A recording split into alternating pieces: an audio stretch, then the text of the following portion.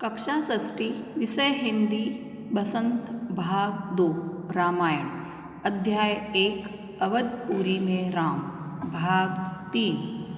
राजा दशरथ को राम सबसे प्रिय थे क्योंकि उनमें विवेक, शालीनता और न्यायप्रियता थी। राजकुमार भी विवाह योग्य हो गए। राजा दशरथ भी अपनी संतानों के लिए सुयोग्य बहुएं चाहते थे। एक दिन जब राजकुमारों के विवाह के बारे में मंत्रणा चल रही थी, उसी समय महर्षि विश्वामित्र वहां पधारे। दशरथ ने उन्हें ऊंचा आसन दिया और उनके आने का कारण पूछा। उन्होंने राजा दशरथ से कहा कि मैं सिद्धि के लिए यज्ञ कर रहा हूँ। उस यज्ञ में राक्षस आकर बाधा डाल रहे हैं। उन राक्षसों को आपका ज्येष्ठ पुत्र राम मार सकता है, इसलिए यज्ञ की रक्षा के लिए अपने ज्येष्ठ पुत्र राम को मुझे दे दें ताकि यज्ञ पूरा हो सके। राजा दशरथ ने कहा, मेरा राम तो भी 16 वर्ष का ही है, वह राक्षसों से कैसे लड़ेगा। अभी हमने पाठ का सारांश पढ़ा, अब आगे पाठ पढ़ते हैं। राजकुमार कुछ और बड़े हुए विवाह योग्य। नगर में इसकी चर्चा होने लगी। महाराज दशरथ भी ऐसा ही चाहते थे।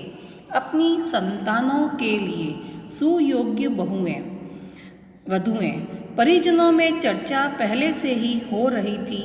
बाद में पुरोहित को भी इसमें शामिल कर लिया गया। अयोध्या का राजमहल। एक दिन ऐसी ही चर्चा चल रही थी, गहन मंत्रणा।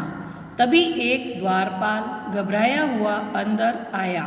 उसने सूचना दी कि महर्षि विश्वामित्र पधारे हैं। महाराज दशरथ तत्काल अपना आसन छोड़कर खड़े हो गए। द्वार की ओर बढ़े, महर्षि की अगवानी करने। उन्हें लेकर दरबार में आए विश्वामित्र को ऊंचा आसन दिया गया। विश्वामित्र कभी स्वयं राजा थे, बहुत बड़े और बलशाली। बाद में अपना राजपाट छोड़ दिया, संन्यास ग्रहण कर लिया, जंगल चले गए।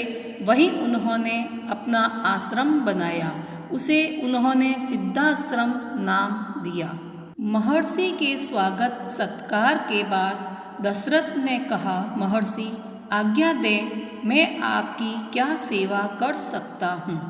आप अपने मन की बात कहिए, आपकी आज्ञा का पूरी तरह पालन होगा।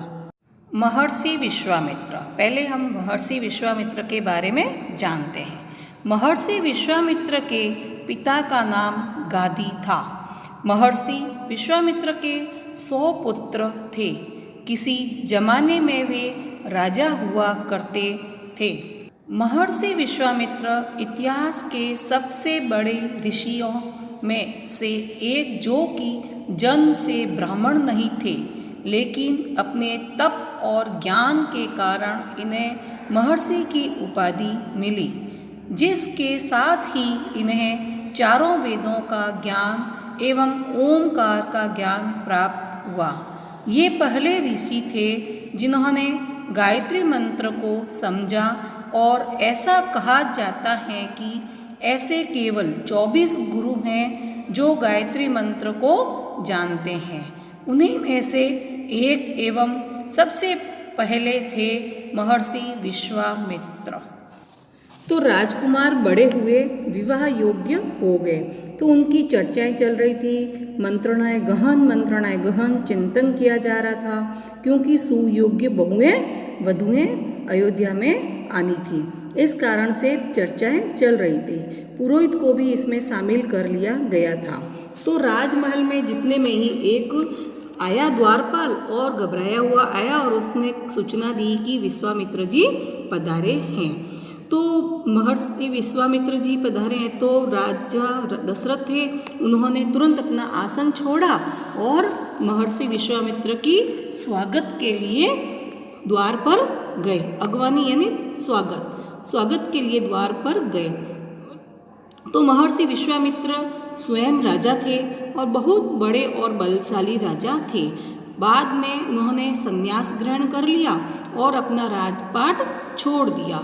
जब राजपाट छोड़कर बाद में वो जंगल चले गए तो वहाँ पर उन्होंने अपना आश्रम बनाया। उस आश्रम का नाम क्या रखा? सिद्धाश्रम नाम रखा। तो महर्षि विश्वामित्र जी को राजा दशरथ जी स्वागत किया, सत्कार किया और बड़े ही प्रेम के साथ में उन्हें आदर के साथ में अपनी जहाँ सभा चल रही थी वहाँ पर लेकर आए और ऊंचे आसन पर उनको बिठाया।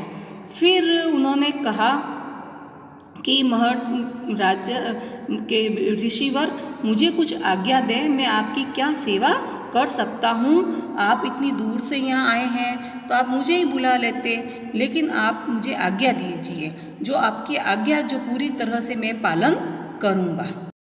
राजन, मैं जो मांगने जा रहा हूँ उसे देना आपके लिए कठिन होगा। आप आज्ञा दीजिए महर्षि, मैं उसे पूरा करने के लिए तत्पर हूँ, बिल्कुल नहीं हिचकूंगा। मैं सिद्धि के लिए एक यज्ञ कर रहा हूँ। अनुष्ठान लगभग पूरा हो गया है, लेकिन 2 राक्षस उसमें बाधा डाल रहे हैं। मैं जानता हूँ कि उन राक्षसों को केवल एक ही व्यक्ति मार सकता है, वह राम है। आप अपने ज्येष्ठ पुत्र को मुझे दे दें ताकि यज्ञ पूरा हो, विश्वामित्र ने कहा। दशरथ पर जैसे बिजली गिर पड़ी, वह अचकचा गए। उन्हें उम्मीद ही नहीं थी कि मुनिवर उनसे राम को मांग लेंगे। उनके ज्येष्ठ पुत्र, उनके सबसे प्रिय दशरथ चिंता में पड़ गए। विश्वामित्र दशरथ की दुविधा समझ रहे थे। उन्होंने कहा, मैं राम को केवल कुछ दिनों के लिए मांग रहा हूँ। यज्ञ 10 दिन में संपन्न हो जाएगा। महाराज दशरथ दुखी हो गए। पुत्र वियोग की आशंका से कांप उठे। दरबार में सन्नाटा छा गया। दशरथ की दशा देखकर मंत्री चिंतित थे पर चुप थे। महर्षि वशिष्ठ शांत थे। इतने में दशरथ कांप कर बेहोश हो गए। होश आया तो डर ने उन्हें फिर जकड़ लिया। मूर्छित होकर दोबारा गिर पड़े, संज्ञा शून्य पड़े रहे। राजा दशरथ ने विश्वामित्र जी को कहा कि आप मुझे आज्ञा दीजिए, मैं आपकी आज्ञा का पालन करूंगा। आपकी क्या मैं सेवा कर सकता हूँ? तो विश्वामित्र जी ने कहा कि राजन, मैं जो मांगने जा रहा हूँ वो बहुत देना कठिन है और आपके लिए तो बहुत ही ज़्यादा कठिन है। तो राजा दशरथ जी ने कहा कि आप आज्ञा तो कीजिए महर्षि, मैं उसे पूरा करने के लिए तैयार हूँ, बिल्कुल मैं नहीं हिचकिचाऊँगा, मैं कार्य पूरा करूँगा, आप जो भी आज्ञा देंगे जो। तो ऋषिवर ने कहा कि मैं सिद्धि के लिए एक यज्ञ कर रहा हूँ और मेरा अनुष्ठान है वो तो मेरा पूरा लगभग हो गया है, लेकिन 2 राक्षस हैं जो आकर उसमें बाधा यानी अड़चन डाल रहे हैं और मैं जानता हूँ कि उन राक्षसों को केवल एक ही व्यक्ति मार सकता है। वह कौन है? आपका ज्येष्ठ पुत्र राम। तो आप मुझे अपना ज्येष्ठ पुत्र राम को दे दीजिए और वो मेरी राक्षसों से रक्षा करेगा और मुझे सिद्धि यज्ञ करने में संपन्न पूरा करने में सहायता करेगा। और विश्वामित्र जी ने कहा कि अब कोई मैं पूरा आपको राम को सिर्फ 10 दिन के लिए मांग रहा हूँ कि 10 दिन में मेरा है यज्ञ वो पूर्ण हो जाएगा। जैसे ही राजा दशरथ जी ने ये सुना तो राजा दशरथ जी क्या है, एकदम जैसे बिजली गिर पड़ी हो। एक मुहावरा है, बिजली गिर पड़ना। बिजली गिर पड़ना का अर्थ है घोर समस्या आना। तो एकदम वो तो हो गए एकदम कि भाई ऐसे कैसे मैं, मेरा राम और वो भी मेरा सबसे प्रिय बेटा और ज्येष्ठ पुत्र। तो राजा दशरथ जी चिंता में पड़ गए। तो विश्वामित्र जी उनकी दुविधा को समझ रहे थे। तो उन्होंने कहा कि मैं केवल कुछ दिन के लिए ही राम को मांग रहा हूँ और मेरा तो 10 दिन में संपन्न भी हो जाएगा यज्ञ भी। तो भी महाराज दशरथ है वो दुखी हो गए और पुत्र वियोग में वो एकदम घबरा सा गए, कांप गए और एकदम दरबार में क्या हो गया, सन्नाटा सा छा गया, एकदम सुनसान सा रह गया और सब अचंभित होकर देखने लगे। और राजा दशरथ को सब देखकर मंत्री सब चिंता कर रहे थे, लेकिन चुप थे क्योंकि विश्वामित्र जी और इनकी बातचीत हो रही थी, तो बाकी सब चुप थे। महर्षि विश्वामित्र जी थे, वो भी देखकर थे, लेकिन वो शांत थे। तो इतने में ही क्या हुआ, राजा दशरथ जी बेहोश हो गए, मूर्छित हो गए और मूर्छित होकर गिर गए। तो जितने में फिर वापस थोड़ी देर से होश आया तो वापस उनकी वही चिंता, क्यों दिमाग में तो चिंता घुस गई थी, तो वापस वो दोबारा मूर्छित हो गए, यानी संज्ञा शून्य में पड़ गए। संज्ञा शून्य का अर्थ है ऐसा महसूस होना कि जैसे उनमें जान ही नहीं हो, वैसे वो मूर्छित हो गए।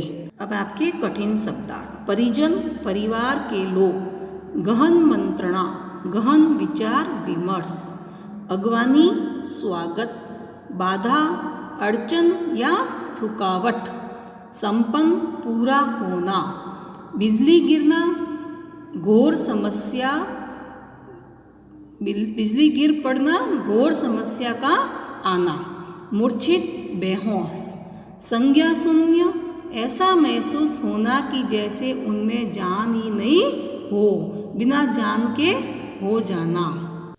बोध प्रश्न। पहला प्रश्न है राम का जन्म कब हुआ था?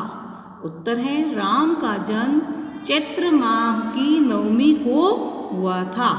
प्रश्न दूसरा, राम में कौन कौन से गुण थे? उत्तर है राम में विवेक, शालीनता और न्यायप्रियता के गुण थे। प्रश्न तीसरा, रानी सुमित्रा के कितने पुत्र थे? उत्तर है रानी सुमित्रा के 2 पुत्र थे। प्रश्न चौथा, राम की माता का नाम क्या था? उत्तर है राम की माता का नाम कौशल्या था। प्रश्न पांचवा, राजा दशरथ को सबसे अधिक प्रिय कौन थे? उत्तर है राजा दशरथ को राम सबसे अधिक प्रिय थे। अभ्यास प्रश्न। पहला प्रश्न है किस देवता के आशीर्वाद से राजा दशरथ को संतान प्राप्ति हुई? प्रश्न दूसरा, विश्वामित्र जी के बारे में संक्षेप में लिखिए। अब आपको कठिन शब्दार्थ, बोध प्रश्न, अभ्यास प्रश्न सारे करने हैं। आगे वाला भाग हम अगले वीडियो में पढ़ेंगे।